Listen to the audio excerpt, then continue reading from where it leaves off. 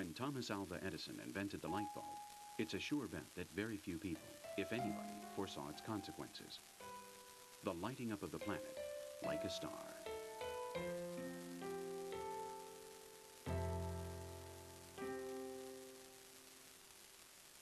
This is one of the most beautiful and thrilling images of our presence on Earth. This blazing glow, a man-made phenomenon that establishes the borders of the first world. It's also evidence of the energy we waste, of the light we let dissipate into space.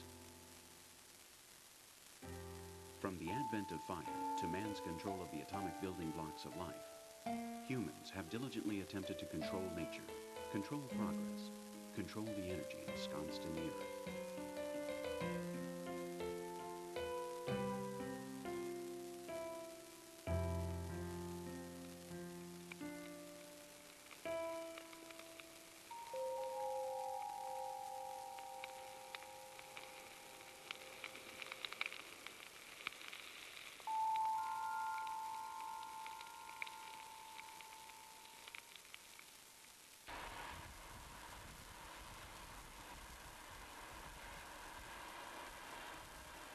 This car practically emits no adverse contaminants.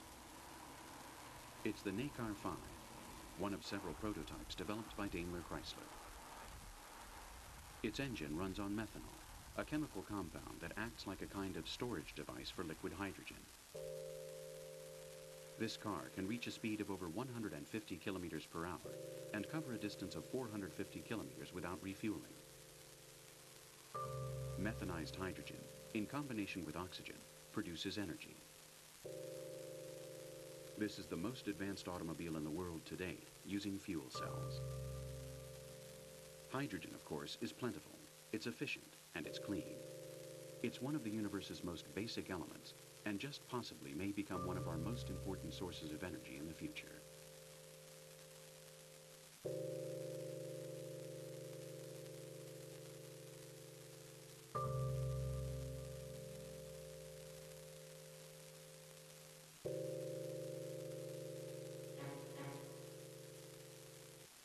Half a million years ago, the first hominids figured out how to unleash the chemical energy contained in wood into light and warmth.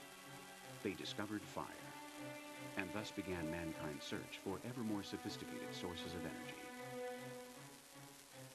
Fire provided light, and it heated caves. It cooked food. With fire, we were able to work with metal, make glass, and bricks to build houses.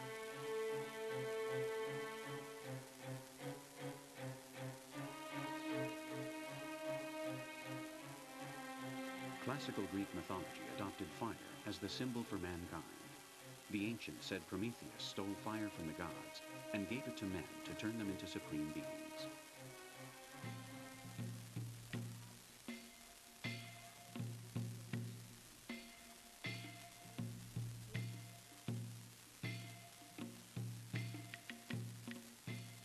Man has evolved side by side with the energy he has harnessed, needing it and controlling it.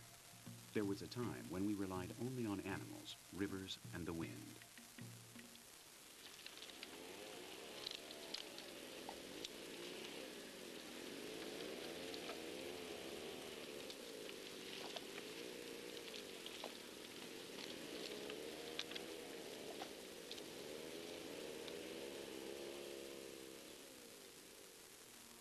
Around 50 BC, the Romans discovered hydraulic power and used it to grind wheat and pump water. Coal-fired power arrived in the Middle Ages.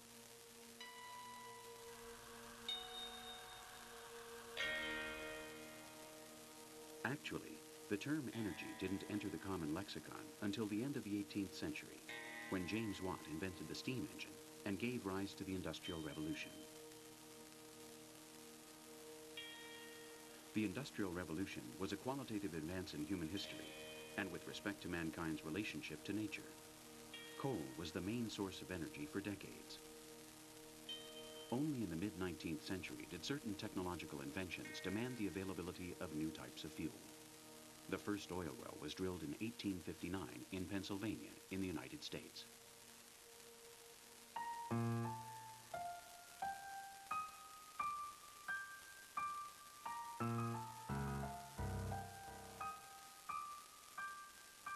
This dark, viscous liquid, formed in the Earth's womb over hundreds of millions of years, fired the first combustion engines. And factories, automobiles, trains, and airplanes. That was when the world seemed to start going faster.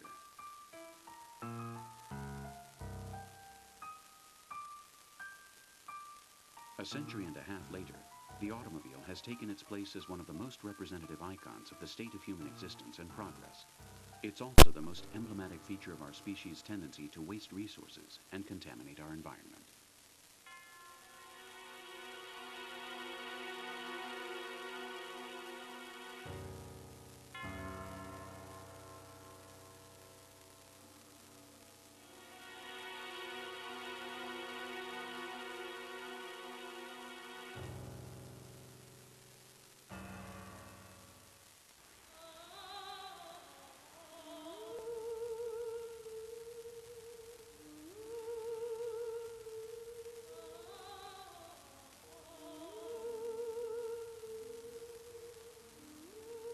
There are more than 6.3 billion human beings in the world right now. On average, each one of them uses about 1.6 tons of oil per year for energy. However, we should clarify this statistic because, in fact, certain nuances should be pointed out. For example, in the United States and Canada, per capita oil consumption is around 8 tons, while in dozens of less developed countries, the figure doesn't even reach 500 kilos, 16 times less.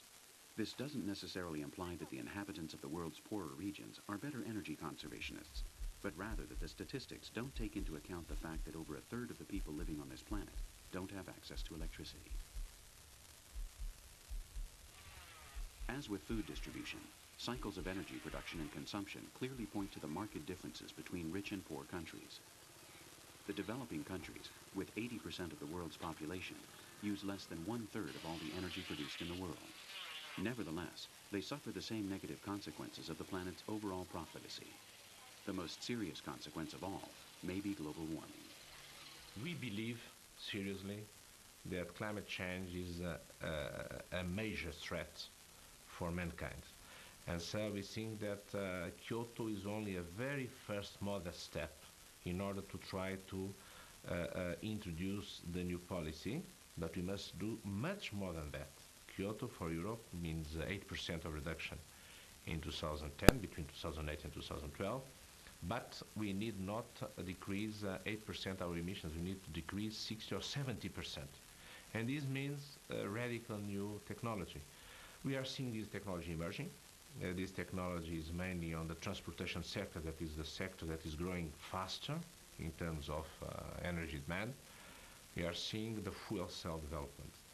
And all the major car manufacturers are promising between 2003, 2004, 2005 of bringing the first pre-commercial fuel cell car.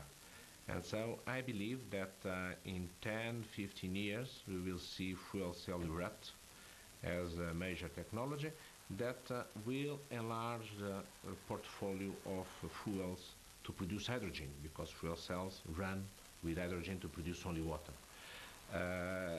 This will be in the first phase a push also for natural gas. That's why natural gas is now the preferred fuel for power generation and will be also for motor propulsion.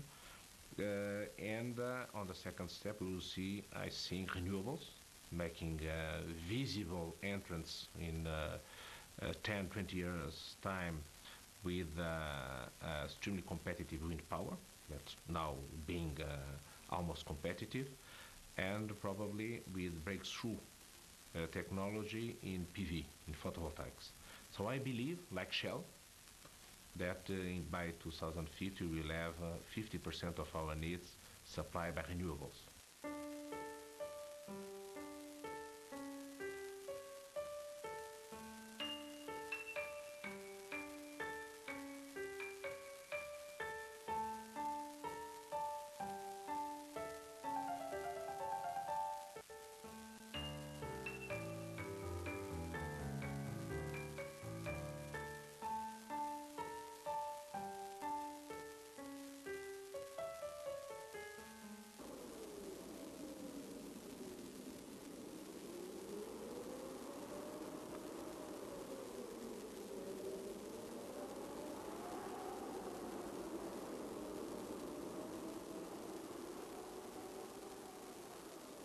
Beneath this glacier in the French Alps is a medieval road that in its time was much traveled. This shows us that the Earth's climate changes, and not only over thousands and thousands of years. In a way, even using the term climate change seems somewhat redundant, since a main characteristic of climate per se is its variability.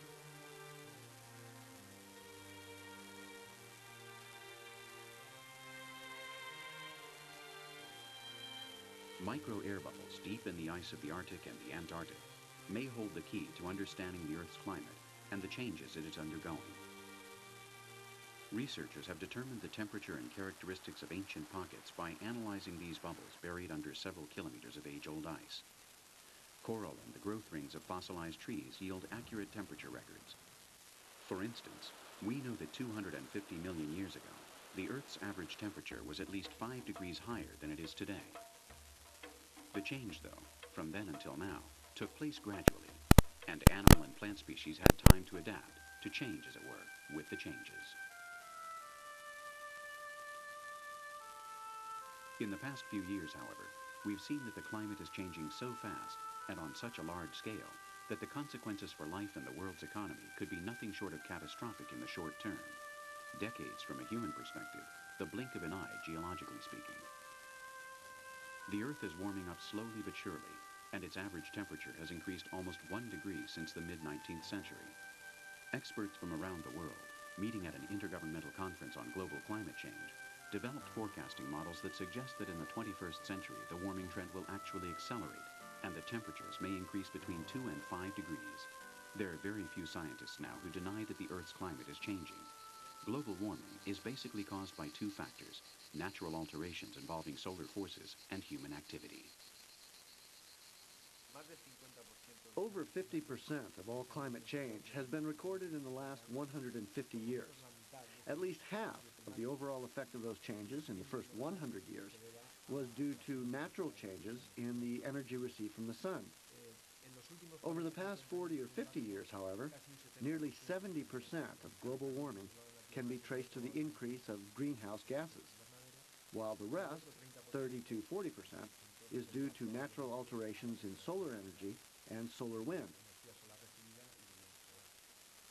Therefore, the problem is that there are many causes for radiation imbalance. Radiation balance is the key factor in climate stability, so anything that affects radiation balance affects the climate.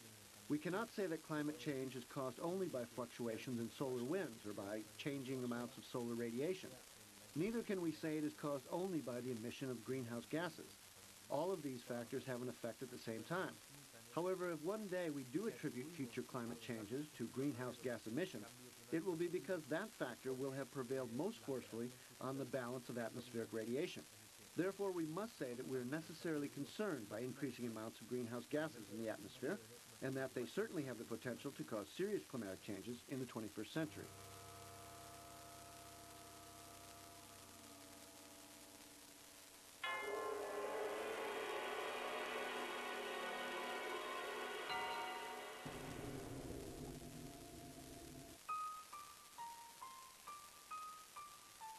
Our energy production model has a terrible impact on the environment, particularly because it unleashes tons of greenhouse gases into the atmosphere. These noxious gases were identified in the Kyoto Protocol as the major causes of global warming. The largest share of these contaminants come from industry and transportation, from our reliance on fossil fuels.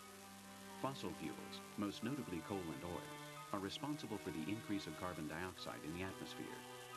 Fossil fuels are thought to be responsible for 2/3 of the greenhouse effect, a development which threatens our planet with serious climatic changes.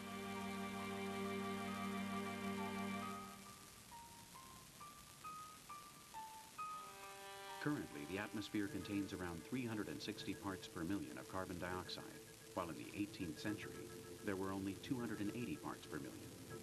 This increase has been caused by human industrial activity, which has spewed into the air a large part of the CO2 contained in coal, oil, and gas.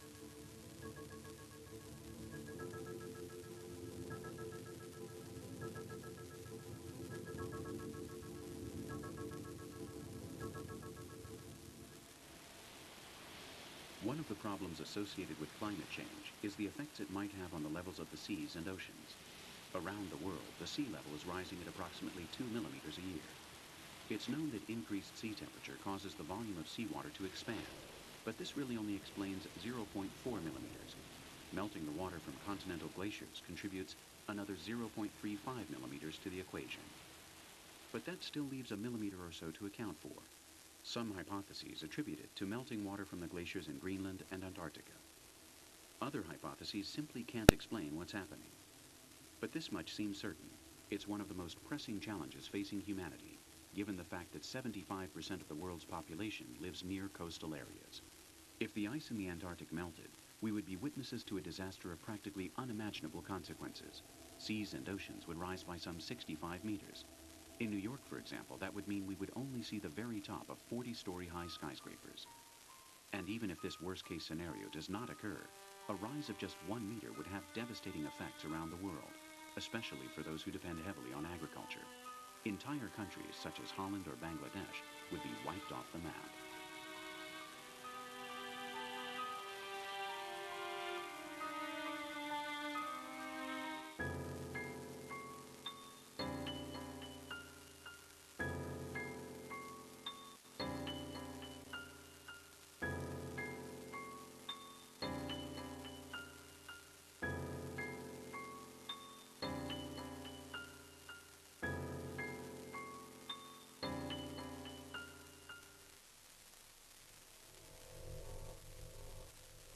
Renewable energy sources are clean and plentiful. They won't ever be depleted for as long as the Earth exists. Their source is solar radiation, a fabulous font that could provide us with over 20 times the energy contained in all the fossil fuel reserves on the planet.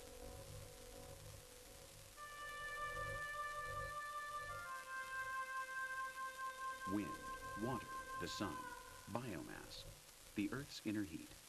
These are all renewable energy sources, the keys to keeping the world running in a not-so-far-off future.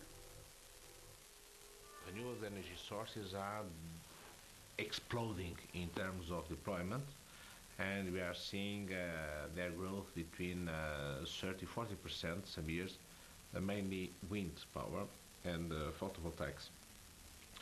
We think that biomass has a large potential, but the logistics are quite complex in order to have the same type of taking off. Anyway, we know, because we have been following the learning curves of these technologies, that we are approaching very, very fast the competitive edge with conventional ways of producing power. So we consider that in the next 10 years we will see a big development of renewables. The future of renewable energy sources is very promising, but it's not an easy challenge. Besides overcoming the scientific and technical difficulties involved, it will be necessary to prepare the world for the qualitative changes that society in general, and the planet's economic structure, would undoubtedly have to adopt. Critics talk about the increased costs of production, though arguments to that effect may not be as strong as they might seem. The generation of a kilowatt hour, if we were able to compute all the costs inherent in generating a kilowatt hour from heat, coal, or gas, we'd realize that there are certain expenses we don't take into account when estimating the actual cost of an electricity company or a power distributor, because costs are computed as part of a state's overall operating expenses. For instance, the social costs of mining or government subsidies. There are fuel transportation costs, safety plans, etc., etc. These aren't included in the cost of a kilowatt hour. Therefore, we cannot compare the cost of producing a kilowatt hour with wind turbines, say, with kilowatt hour produced from thermal power, because the wind kilowatt hour doesn't include the environmental costs, while the other sources do. If we took this into account, a kilowatt hour produced from wind would be much cheaper than all other sources. This means that what's happening today is we have to somehow compensate the production of a wind kilowatt hour so we can actually buy it at a coherent price.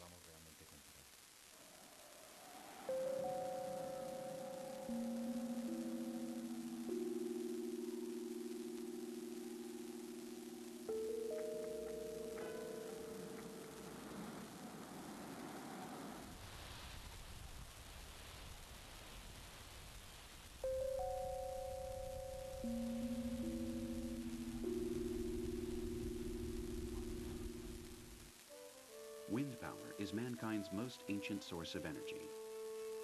The first sailboats were invented around 5000 BC and relied on the wind to transport people and goods over remarkably long distances. The first windmills were built in Asia 2,000 years ago and were adopted in Europe in the Middle Ages.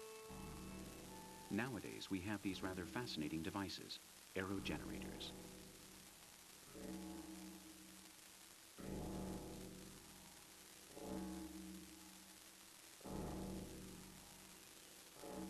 These modern windmills are extremely sensitive mechanisms and only start operating when wind velocity reaches 4 or 5 meters per second. The movements of the rotors feeds a generator, and the resulting energy goes directly to end users. Their total share of power production is still relatively low. Even the most productive aeolic generators don't have a capacity of more than 1,000 kilowatt hours. However, modern prototypes reportedly produce up to 3,000. I think we are still pretty green, pretty immature, and we have a long, long way to go. Technically, we can easily go much, much further. Energy from windmills could easily supply 20 or 30% of our needs. There are no technical problems inhibiting us from reaching that level. Wind power currently generates 2% of the world's electricity, but it's expected to increase its share to 3% by the year 2006. At this stage of the game, it's the most advanced of all the renewable energy sources, but it's not the only one.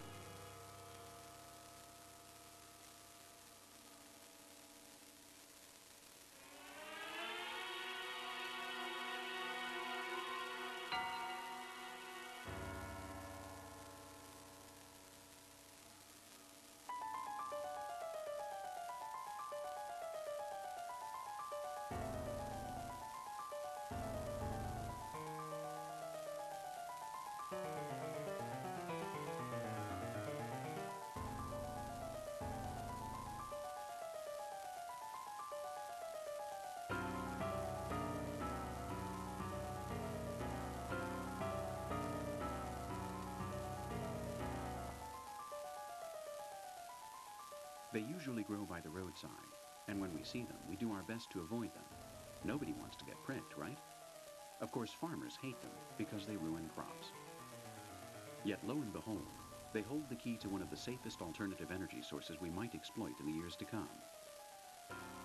It's the common thistle, and it just might be a fine source of fuel in the near future.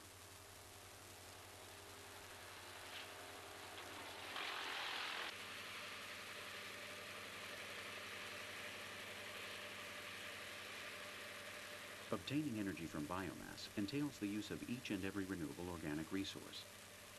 Its surprising possibilities take us back to the origins of mankind. Wood was one of man's first fuels. Of course, we still burn wood, but the range of organic fuel sources is so much wider now.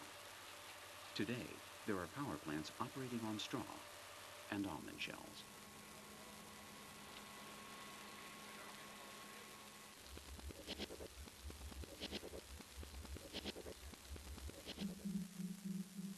The generation of energy from organic material has as a byproduct CO2. But this would be absorbed by the very plants that would then be used to produce more energy. The net result would actually be a win-win situation. Biomass, like all the other renewable energy sources, is very environmentally friendly.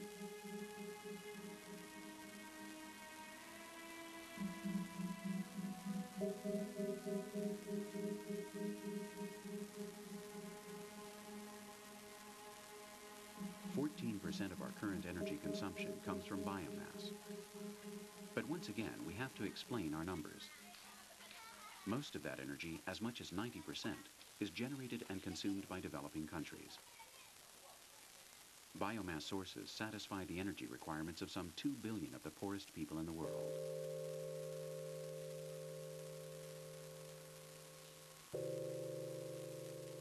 Meanwhile, the developed world is hard at work developing new technologies to take full advantage of these plentiful sources of clean energy.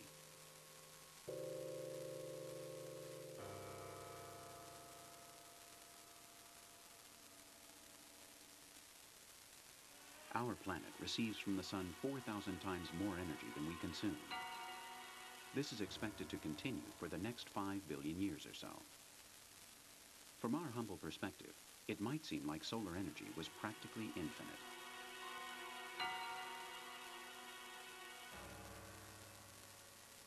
The outer layer of our atmosphere receives on average 340 watts of light and heat per square meter.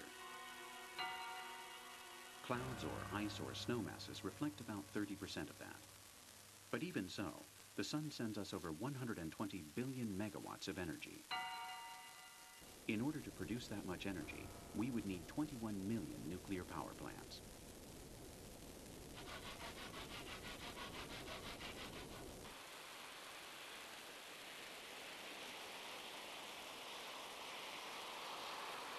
Solar energy heats the earth and the water in the oceans. Plants use it for photosynthesis. Mankind is doing its best to develop ways to harness solar power to meet our daily energy needs.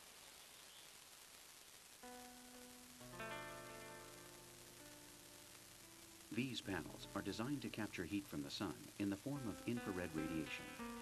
They are located in Almería, in southern Spain, at the largest European solar energy research center. The result is perfectly practical for everyday needs. Solar energy heats water and powers heating systems. And best of all, it's very inexpensive. If we had fields of solar energy collectors like this one, we could collect enough heat to generate electric power or operate factories and anti-pollution devices. But the future of solar energy depends on photovoltaic cells, which are semiconductors that transform light into electricity. They work all right in wristwatches or calculators, but they're still too expensive and rudimentary for tasks of greater dimension. At this stage, they can only use 18% of the total amount of energy they receive. The most optimistic scenarios predict that solar energy will reach a level of significant production in about 2015. By then, more powerful storage cells will be cheaper and much more efficient. Those cells might one day be placed in outer space to collect solar energy directly from the sun. The development of renewable energy sources is conditioning certain technological considerations and political, administrative, and social considerations as well. From a technological point of view, their evolution is unique. Over the past 20 years, wind power has evolved a great deal, and technically speaking, it has become very reliable, inexpensive, and a profitable source of energy. Photovoltaic energy, on the other hand, is taking longer to become profitable. Instead of 20 years, it may take 30 or 40 years. But we are definitely on the right path.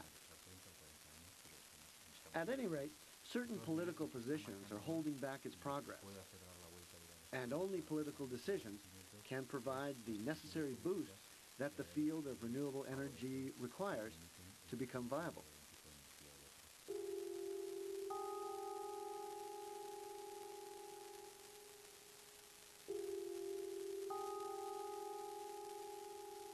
This futuristic scene could become reality relatively soon.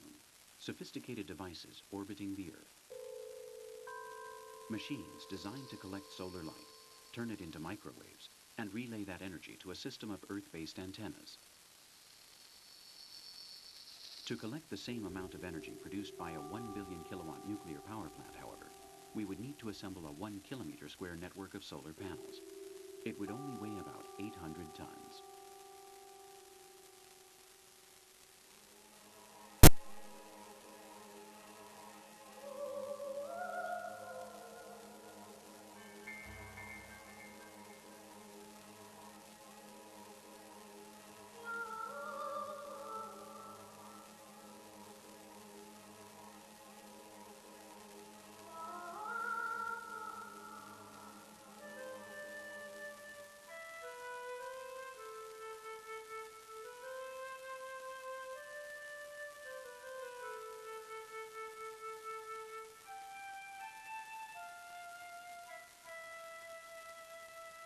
All the light and heat from the sun have their origin in hydrogen, a natural fuel that is the most abundant element in the universe. Hydrogen is the fuel of life.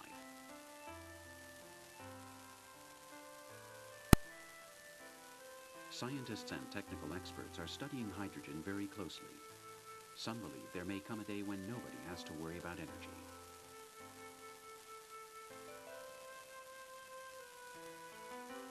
"75% of the universe is made up of hydrogen. On the Earth, however, the percentage is much lower. A large share of all the atomic hydrogen and molecular hydrogen that probably existed here once upon a time drifted off into outer space. The rest makes up an important percentage of our planet's water and organic substances.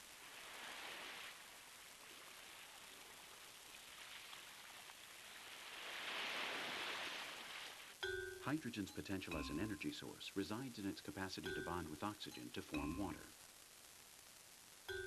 Though it may seem strange, this is not so different from the process of burning fossil fuels or biomass.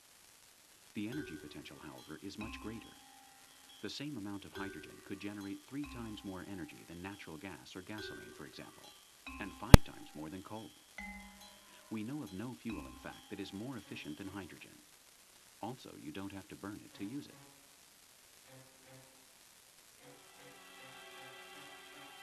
These are fuel cells.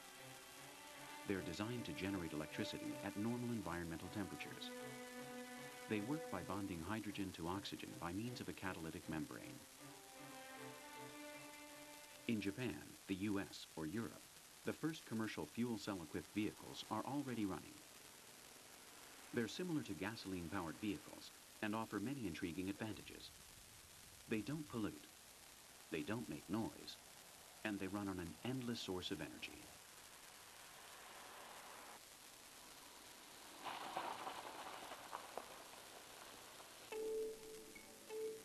The only drawback is that current hydrogen technology is still very primitive. Almost all the hydrogen that exists on Earth is in water or organic compounds, and splitting the hydrogen atom is still very expensive. Right now, hydrogen as a source of energy is limited to certain special applications such as space exploration.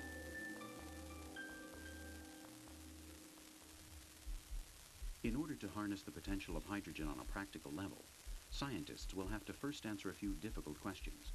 For example, liquid hydrogen is extremely flammable and therefore dangerous to handle. Also, fuel cell catalysts are made of platinum, which is a very rare and very expensive metal. The total amount of platinum in the world could not even replace a fraction of the cars currently running on our roads.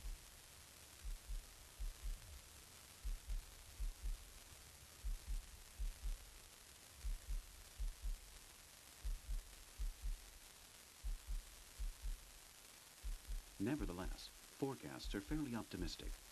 Some experts believe that hydrogen will soon be used much like the way we use gasoline today. They say that in a few years, we might very well be able to produce viable energy from water.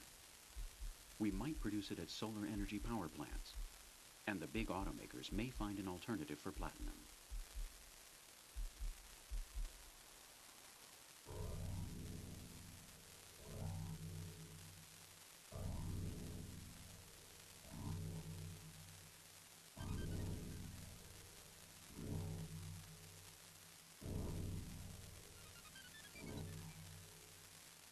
On July 16, 1945, the first atomic bomb was detonated in Trinity, New Mexico. 1 gram of plutonium was enough to generate 12.5 kilotons of destructive power, the equivalent of 12,500 tons of dynamite. As has happened so often in history, military science was one giant step ahead of civil society.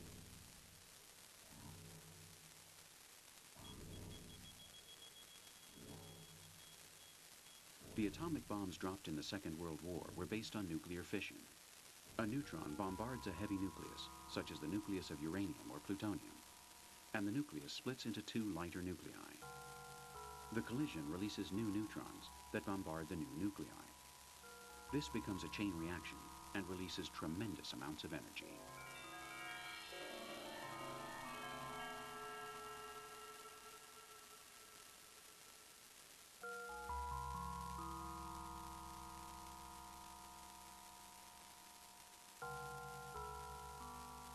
This process of nuclear fission is the same one that today produces 17% of all the energy consumed on Earth. If we had to resort to burning fossil fuel for this same amount of energy, we would unleash 700 million more tons of carbon dioxide into the atmosphere than we already do on a yearly basis. Roughly the same amount spewed out by the 200 million or so vehicles in the European Union countries.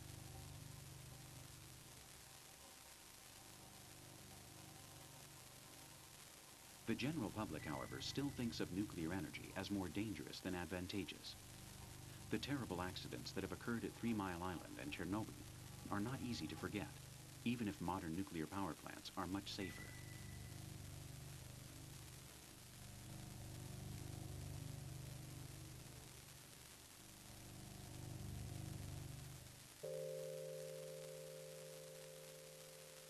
Of course, the future of nuclear energy does not depend just on safety. Like any other industrial activity, the generation of energy from nuclear fission produces contaminating residues as well. In this particular case, the waste products are extremely dangerous, and we still don't know how to best handle them.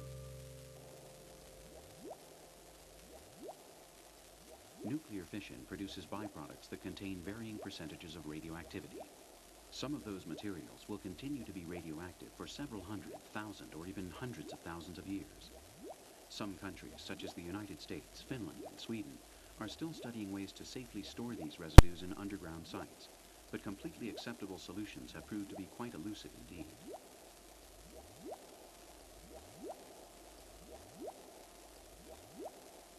Nuclear energy does not contribute to the alarming changes in the Earth's climate, but neither is it as clean as it might seem.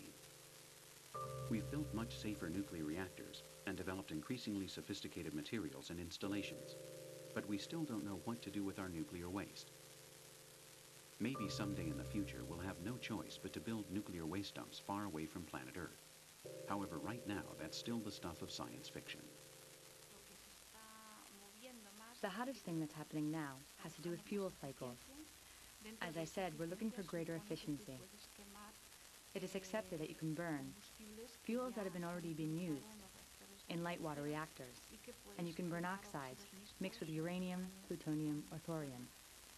This means that in the new fuel cycle reactors, you have the advantage of burning fuels that you already have, meaning that you save money because you're not spending it on storage. All these processes are still very complicated and not firmly established. They are thinking very seriously about exactly how to evaluate how much a nuclear power plant really costs. We can burn fossil fuels. There's still plenty out there. When you take a combustible element from a light water reactor, the problem is that you have lots of energy there. The problem isn't that you have residue. The problem is that you have an element that can still produce a lot of energy. So, in that sense, the costs of storage can be transferred in reality to a decrease, because you're never going to spend that on storage. Rather, you're going to take advantage of it and generate more energy.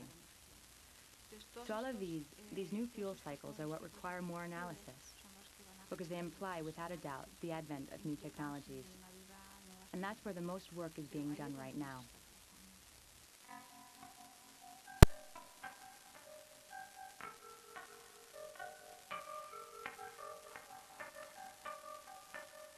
Or perhaps the answer lies not in splitting atoms, but in joining them.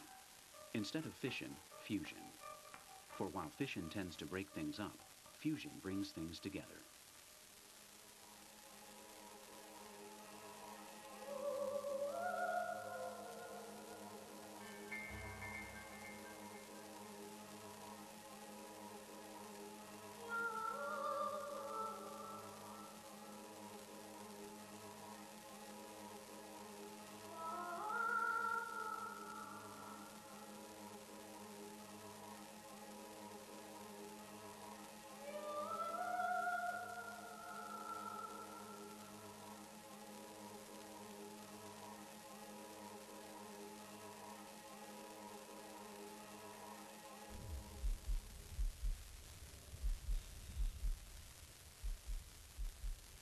We spend both time and money to collect the sun's energy, but can we reproduce that energy?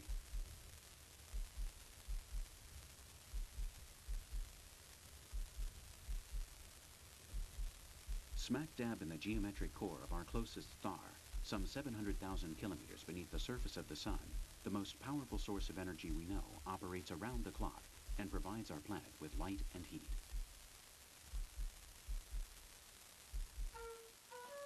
The way the sun actually works was a mystery up until 1938. Albrecht Bethe and Charles Critchfield, both specialists in atomic physics, speculated that stars produce their energy by means of nuclear fusion. That meant hydrogen atoms fusing to produce helium and powerful radiation as a byproduct, the same radiation that bathes Earth in light and heat, the same radiation that illuminates the Milky Way.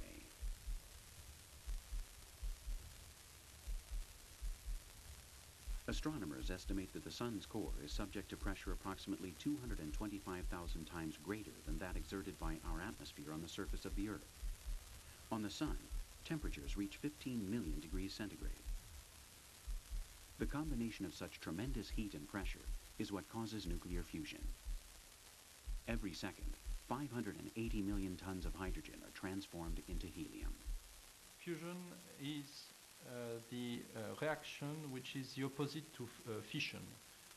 I think people are familiar with fission. Fission is the reaction where very heavy nuclei are breaking to produce more stable, smaller nuclei, and this is releasing a lot of energy. On the very other end, that is when you bring together very light nuclei, they can fuse, and when they fuse, they produce other nuclei, heavier but more stable, and thereby they release a lot of energy. And this is a reaction which is more or less the basic reaction in the universe in which we are, because it's a reaction you find in the stars, and the stars draw their energy, which compensates the gravity which would bring the stars to collapse. The stars take their energy from fusion reactions, and there is in stars a balance between the fusion energy and the gravity, and this makes us the stars exist, and that we exist also ourselves.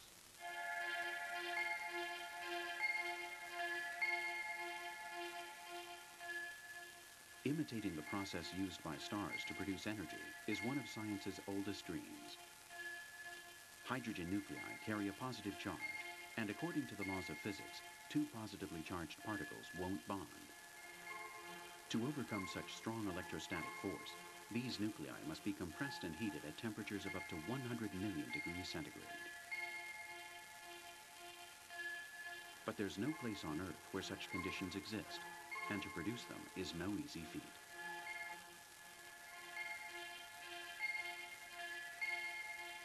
Nuclear fusion has been achieved on Earth, but without sufficient control. It was used to produce the H-bomb in 1952. To obtain such extreme temperatures, its designers used nuclear fission. Regardless of the military objectives at stake, this experiment constituted the first key step in achieving fusion. But how could the process be reproduced and controlled?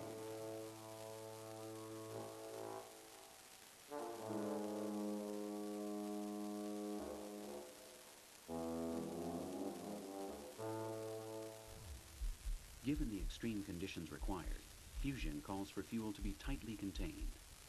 Hydrogen must be heated to split up its atomic structure. Its electrons and nuclei break up and form a kind of chaotic soup called plasma. Then it must be heated further and compressed so densely that it reaches temperatures of between 100 and 200 million degrees centigrade and the requisite density for more than a second. Under those conditions, nothing can maintain its initial solid structure. Reactions such as this must take place literally in the air. This curious nuclear levitation can be obtained with lasers and also with magnetic fields.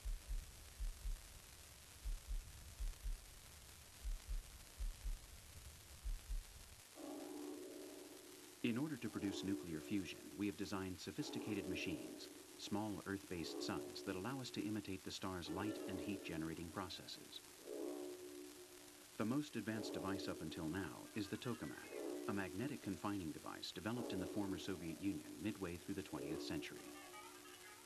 When European industry took an interest in nuclear fusion, the Joint European Torus Project, better known as JET, was established.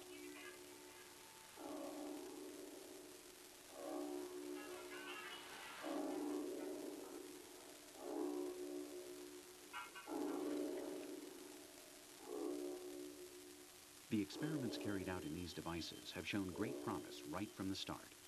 In fact, the appropriate conditions for nuclear fusion have been achieved, but separately. The different efforts have never joined forces. The JET project, for example, managed to fuse hydrogen nuclei, but in a very inefficient way, spending more energy than was produced.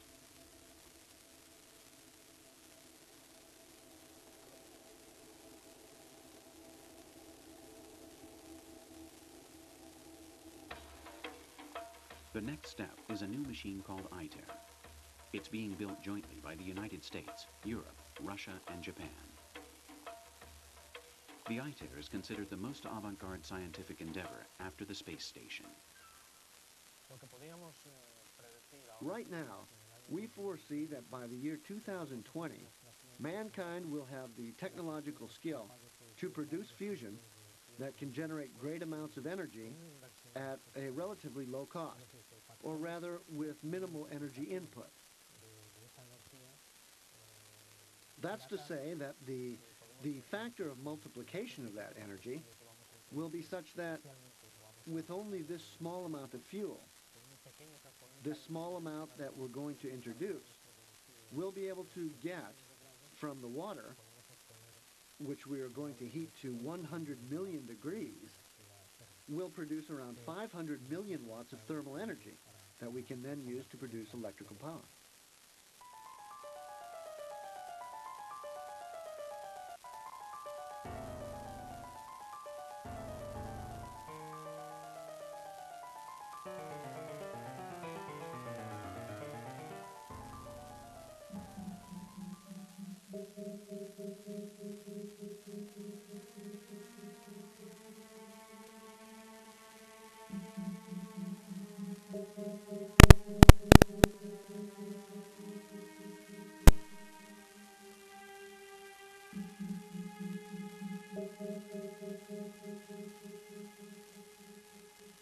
We want to light up the darkness, to be warm in winter, and to have air conditioning in summer.